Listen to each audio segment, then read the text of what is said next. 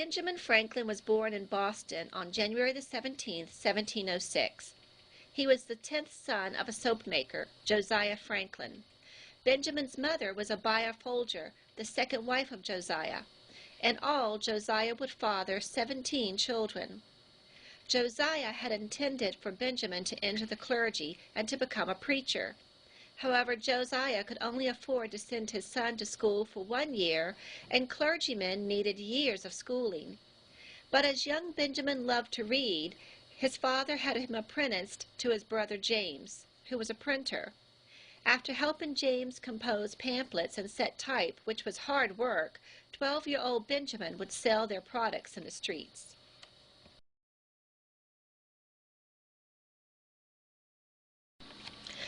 When Benjamin was 15, his brother started the New England Courant, the first newspaper in Boston.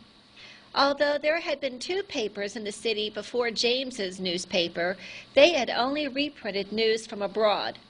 James's paper carried articles and opinion pieces written by James's friends, advertisements, and news of ship schedules, and anything else that would interest people in Boston.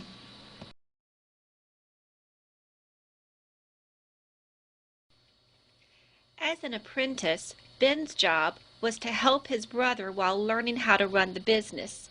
Benjamin wanted to write for the paper too, but he knew James would never let him. So Ben began writing letters at night and signing them with the name of a fictional widow, Silence Dogood. Dogood was filled with advice and was very critical of the world around her, particularly concerning the issue of how women were treated. Ben would sneak the letters under the door of the print shop at night so that no one would know who was writing the pieces. They were a hit, and everyone wanted to know who the real Silence Dogood was.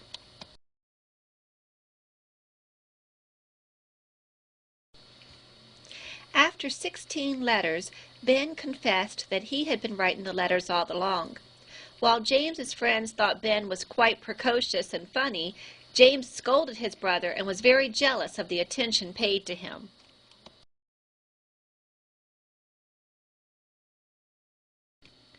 Before too long, the Franklins found themselves at odds with Boston's powerful Puritan preachers, the Mathers.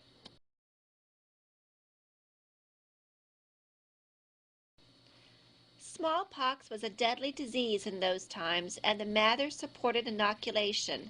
This means giving a person a vaccine, like a shot. The Franklins believed inoculation only made people sicker. And while most Bostonians agreed with the Franklins, they did not like the way James made fun of the clergy during a debate.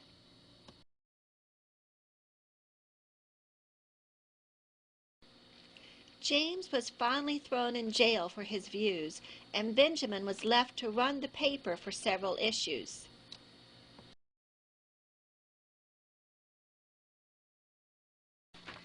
When he got out of jail, James should have been grateful to Ben for keeping the paper going, but he wasn't. Instead, he kept harassing his younger brother and beating him from time to time. Finally, Ben could not take it any more and decided to run away in 1723.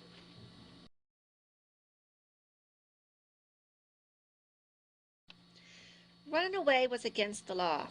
In early America, people all had a place in society, and runaways didn't fit in any place. Regardless, Ben took a boat to New York where he hoped to find work as a printer, but he didn't. So he walked across New Jersey, and he finally arrived in Philadelphia via another boat ride.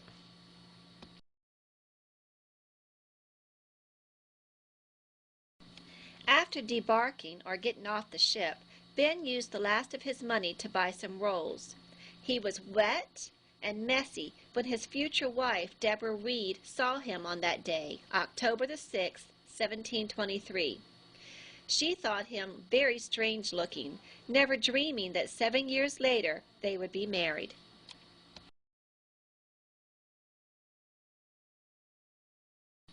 In Philadelphia, Benjamin found more work as an apprentice printer. He did so well that the governor of Pennsylvania promised to set him up in business for himself if young Franklin would just go to London to buy the fonts and printing equipment. Franklin did go to London, but the governor reneged, or backed out on his promise, and Benjamin was forced to spend several months in England doing print work.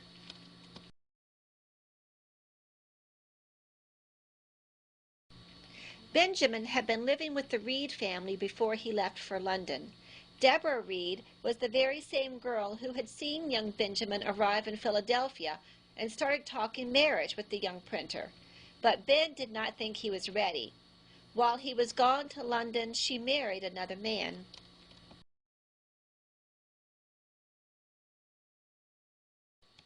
Upon returning to Philadelphia, Benjamin tried his hand to help run a shop, but soon went back to being a printer's helper. Benjamin was a better printer than the man that he was working for, so he borrowed some money and set himself up in the printing business. Benjamin seemed to work all the time, and the citizens of Philadelphia noticed how hard-working he was. Soon he got the contract to do government jobs and started to make a very good living in the printing business.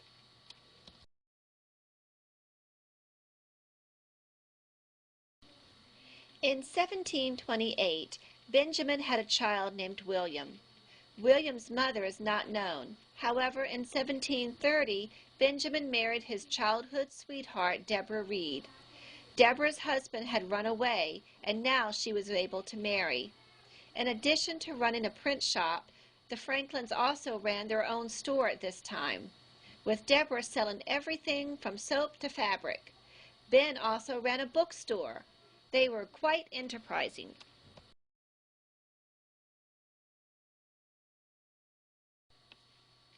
In 1729, Benjamin Franklin bought a newspaper, the Pennsylvania Gazette. Franklin not only printed the paper, but often contributed pieces to the paper under aliases or other names. His newspaper soon became the most successful in the colonies. This newspaper would print the first political cartoon, authored by Benjamin himself. During the 1720s and the 1730s, the side of Franklin devoted to public good started to show itself. He organized the Junto, a young workman's group dedicated to self and civic improvement. He joined the Masons. He was a very busy man socially.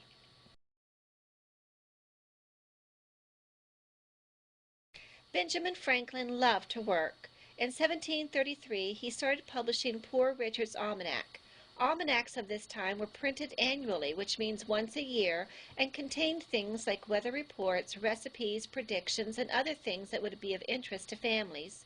Franklin published his almanac under the name of a man, Richard Saunders, a poor man who needed money to take care of his ill wife. What distinguished Franklin's almanac were his witty sayings and lively writings. Most of the famous phrases associated with Franklin, such as "a penny saved is a penny earned," come from Poor Richard.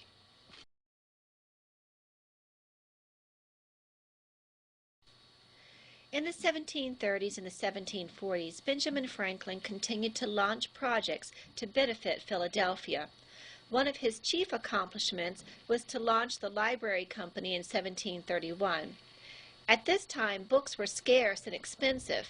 Franklin realized that by pooling together resources, members could afford to buy books from England. Thus was born the nation's first library.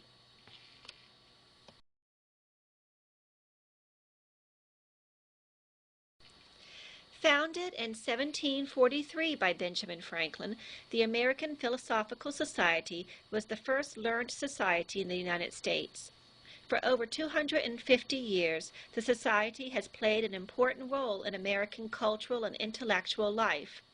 Until the mid-19th century, the society acted as a national library, a National Academy of Science, and a museum, and even a patent office. Early members of the society included Thomas Jefferson, David Rittenhouse, Benjamin Rush, and George Washington, as well as many other figures prominent in American history.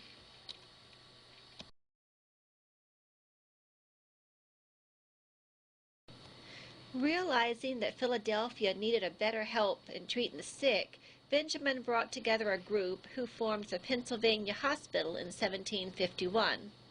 The Library Company, Philosophical Society, and Pennsylvania Hospital are all still in existence today.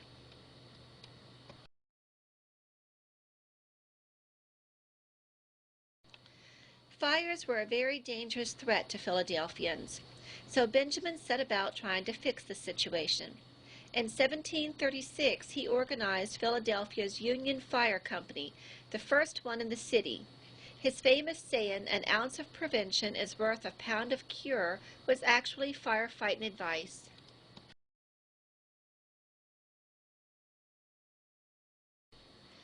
Those who suffered fire damage to their homes often suffered irreversible economic loss. So in 1752, Benjamin helped to found the Philadelphia Contribution for Insurance Against Loss by Fire. Those with insurance policies were not wiped out financially. The contributionship is still in business today.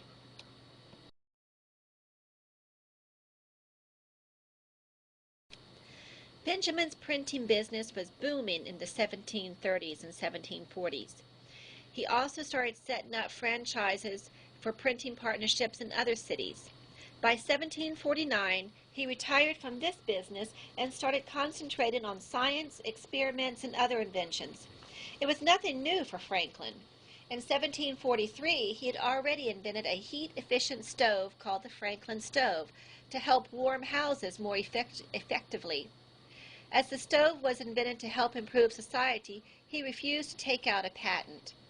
Among Franklin's other inventions are swim fins, the glass harmonica, a musical instrument, and bifocals. In the early 1750s, he turned to the study of electricity. His observations, including his kite experiment, which verified the nature of electricity and lightning, brought Franklin international fame.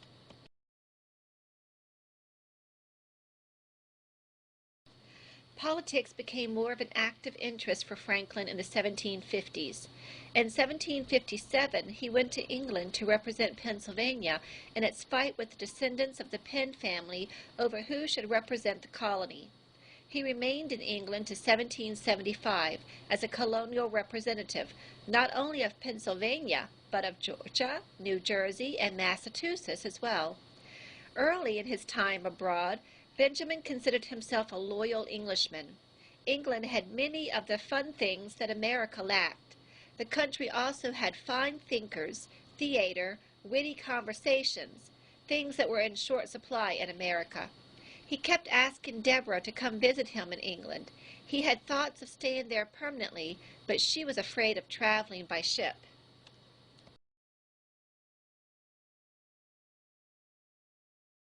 In 1765, England put a tax on all things made of paper. Benjamin was caught by surprise by America's opposition to the Stamp Act. He testified before Parliament, helping to persuade the members to take away the law. He started wondering if America should break free of England. Benjamin, though, had many friends in England and was growing sick of the corruption he saw all around him in politics and in royal circles. Benjamin, who had proposed a plan for uniting the colonies in 1754, now would start working in earnest towards that goal.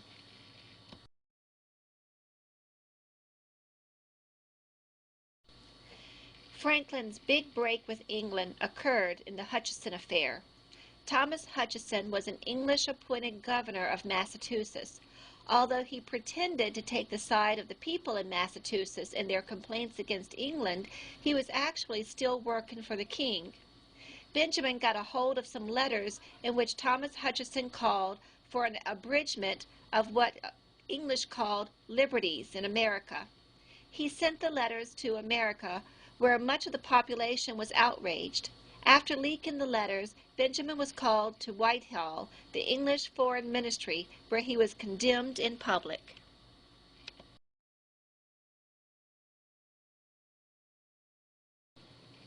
Franklin came home to America. He started working actively for independence from England. He naturally thought his son William, who was now the royal governor of New Jersey, would agree with his views, but William did not. William remained a loyal Englishman. This caused problems between father and son which never healed.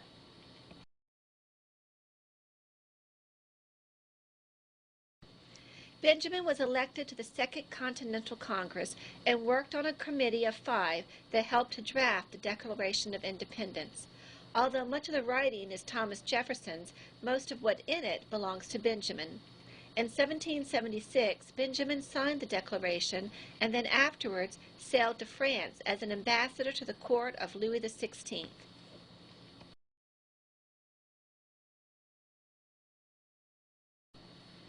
The French loved Benjamin. He was the man who tamed lightning, the humble American who dressed like a backwoodsman but was a match for any wit in the world. He spoke French, although he stuttered, and he was a favorite with the ladies. In part, because of Benjamin's popularity, the government of France signed a treaty of alliance with the Americans in 1778. Benjamin also helped to secure loans and persuade the French that they were doing the right thing. Benjamin was on hand to sign the Treaty of Paris in 1783 after the Americans had won the Revolution.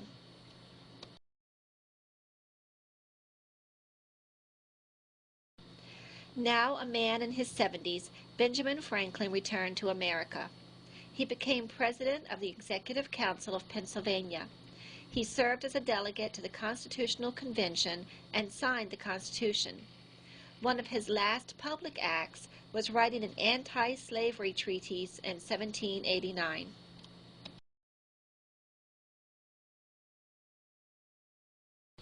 Benjamin Franklin died on April 17, 1790, at the age of 84. 20,000 people attended the funeral of the man called the harmonious human multitude. His electric personality, however, still lights the world.